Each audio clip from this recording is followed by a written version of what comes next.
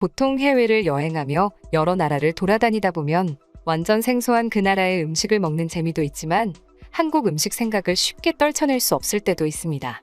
그러나 가끔 머나먼 이국의 음식이지만 한국을 떠올리게 하는 음식들을 만날 때도 있는데요. 한 외국인 역시 한국 여행을 왔다가 먹은 음식 때문에 한국에서 태어나고 싶다 말할 정도로 충격에 빠졌다고 합니다. 자세한 내용 살펴보도록 하겠습니다. 여행을 다니다 보면 생각보다 한식과 비슷한 음식을 찾아볼 수 있습니다. 아무래도 한식의 종류가 워낙 다양하니 생기는 일이 아닐까 싶은데요. 한국 육회와 비슷한 프랑스 요리인 스테이크 타르타르는 육회처럼 양파, 생달걀 노른자를 곁들인 음식으로 굉장히 비슷한 외양을 가지고 있죠. 한국의 집밥을 대표하는 닭볶음탕 역시도 비슷한 외국의 음식이 있습니다. 이탈리아의 카자토레라고 하는 음식인데요. 물론 외양은 비슷하지만 한국은 고추장 같은 매운 베이스의 요리라면 카자토레는 토마토 소스를 베이스로 마늘, 양파, 감자 등 채소를 넣어 새콤한 맛이 나는 요리입니다. 출출한 밤이면 어김없이 생각나는 메뉴로 족발 역시도 마찬가지인데요. 독일에서도 이러한 음식이 있기 때문이죠. 슈바인스학센이라는 음식은 돼지를 의미하는 슈바인과 동물의 발목 위 관절을 의미하는 학센의 합성어로 돼지의 발목 윗부분을 구워 요리한 독일 전통 음식입니다. 모양은 우리나라의 족발과 비슷하지만 돼지의 정강이 부분을 삶은 후 이를 다시 굽는 방식으로 조리하기 때문에 양념과 식감 면에서는 조금 차이가 나죠. 이처럼 비슷한 음식이 많지만 아무래도 문화의 차이 때문에 완전히 같을 수는 없는데요. 그래서였을까요? 한 해외 커뮤니티에는 이와 관련해 한 외국인의 사연이 올라오면서 화제가 되고 있다고 합니다.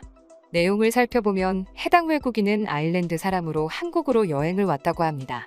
그리고 여러 한식을 경험하던 중 음식으로 유명한 전라도를 가게 되었고 거기서 순대국밥을 먹게 되었다고 하는데요.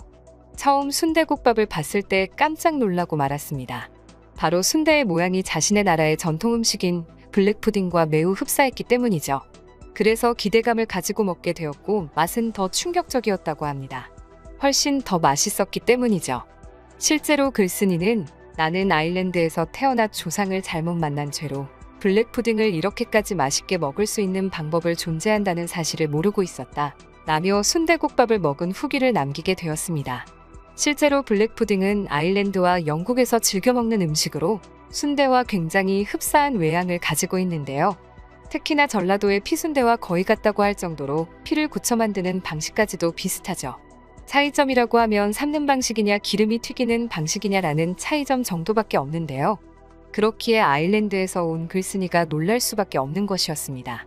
아무래도 비슷한 음식이 있으니 거부감 없이 먹는 것이겠지만 한국에서 다시 태어나고 싶을 정도로 한국의 피순대가 더 맛있다는 것은 굉장히 흥미롭게 느껴지는데요. 해당 글에 달린 댓글 역시도 둘 다 비슷해 보이는데 한식이 더 맛있나요? 역시 한식이 최고네요. 난 둘 다 못 먹을 것 같은데 그래도 먹으라면 한국의 피순대를 먹겠어 라는 반응들을 보여주고 있었습니다. 순대국밥으로 인해 이러한 일들이 벌어지는 것이 참으로 재밌는 것 같습니다. 사실 국밥에 관련된 일화는 하나 더 있습니다. 바로 굴국밥이었는데요. 한 외국인이 우연히 국밥을 먹으러 갔다가 굴국밥이라는 것을 메뉴에서 보고 깜짝 놀랐다고 합니다. 고급 식재료인 굴을 서민 음식인 국밥에 넣어 판다는 것이 이해할 수 없었기 때문이죠. 게다가 가격 역시 10,000원도 되지 않는 것에 믿을 수가 없었다고 하는데요. 만약 굴국밥을 프랑스에서 팔았다면 한 그릇당 20만 원을 줘도 모자라는 양이었으니까요.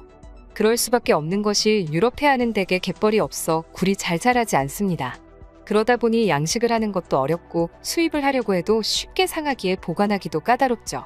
반면 한국은 서해안, 남해안 일대를 둘러싼 갯벌 환경이 존재하기에 자연적으로 굴이 성장하기 좋은 환경이라고 하는데요. 실제로 경제협력개발기구 통계에 따르면 2017년 굴 생산량은 한국이 전 세계 2위였고 인구 비례 생산량은 단연 1위였다고 합니다. 대량의 굴이 생산되니 자연스럽게 가격은 낮아지고 굴을 이용한 다양한 음식들을 신선하게 즐길 수 있는 것입니다. 커뮤니티에는 굴에 대한 에피소드 역시 존재했습니다.